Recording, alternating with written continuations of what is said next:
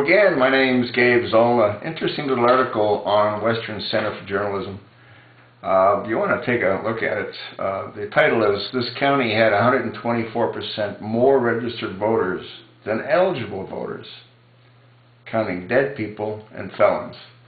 Well, that little county in Mississippi was sued because what is wanted is to have the voter rolls purged and to make certain that only those that are eligible to vote should be on those votes, which makes perfect sense to me. Now, I believe this is just a microcosm. This is one little county in Mississippi. I believe the problem that they've experienced, or what's been uncovered, is rampant throughout the United States. You remember Senator Al Franken from Minnesota? Well, how he ended up becoming Senator Al Franken instead of comedian Al Franken, he's still a comedian, although he's a senator now, is that there was a very close race, and there was a recount taking place. And the recount took quite a while. And finally, a federal judge stepped in and said, well, it looks like Al Franken's the senator. And then he had won by, I think, 315 votes. And then it was later determined that over 500 felons voted for him. So in essence, he lost by about 185 votes. But it didn't matter because the judge had already ruled. That's how it works in this country. Once the judge rules, it's a done deal, you know what I mean?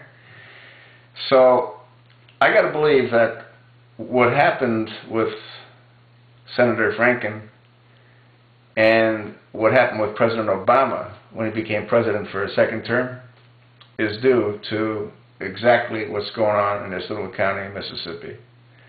And I think not only do they have to be purged, but voter rolls have to be put under lock and key. And the reason that is I'm convinced that the Chicago machinery, and I've said this in previous videos, stayed on the ground, and what they did is they got a hold of the voters' rolls.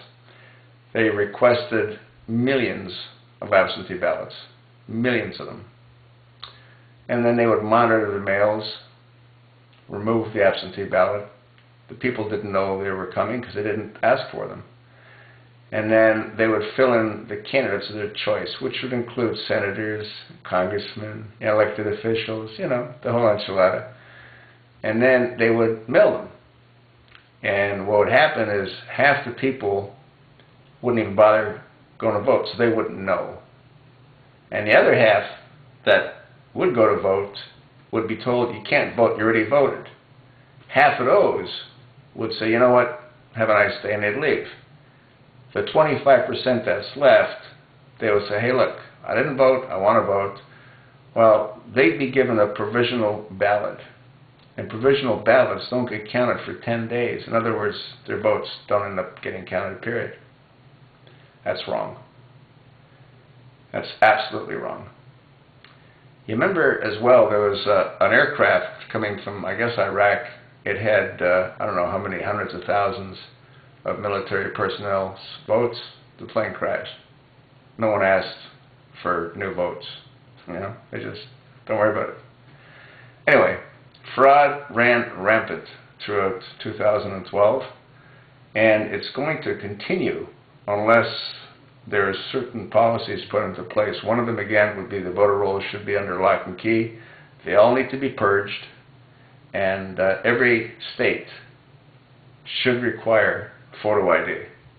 I understand that the less than Honorable Attorney General Eric Holder, he's attacking Texas again, because that's what they've gone ahead and done, and the Attorney General is trying to unwind that. He doesn't feel that it's fair that people that go to vote have to show who they are. You have to show who you are getting on an airplane. You have to show who you are getting a driver's license. You have to show who you are getting a bank account. What is more important than being able to vote? And don't you think that that has to be kept safe and secure without having fraud take over, as it did in 2008 and 2012? That's what I think. What do you think? I told you what I think.